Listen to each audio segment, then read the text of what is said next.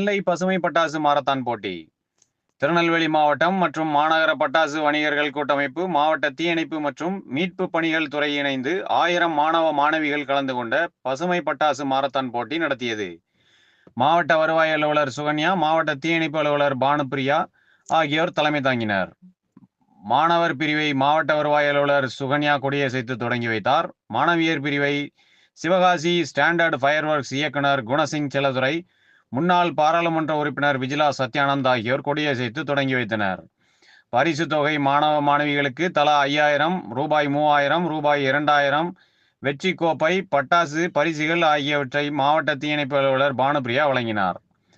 நிகழ்வில் திருமதி அமுதா ராஜேந்திரன், சுமதி காந்தி, மாவட்ட இளைஞர் நீதி குழும உறுப்பினர் ஆரோக்கியமேரி, பரணி மதன், பூஜா பட்டாசு மதன் மோகன், மாநில பொறியாளர்கள் சங்கங்களின் கூட்டமைப்பு முன்னாள் தலைவர் ராஜேஷ் தமிழரசன், மாநில பட்டாசு வணிகர்கள் கூட்டமைப்பு தலைவர் ராஜ சந்திரசேகர், மாவட்ட பட்டாசு வணிகர்கள் கூட்டமைப்பு நிர்வாகிகள் செல்வன், சங்கரன், பழனிக்குமார், கார்த்திக், சேதுராமலிங்கம், சரவணன், ஹரிசங்கரன், சிவபாலன் ஆகியோர் கலந்து கொண்டு சிறப்பித்தனர்.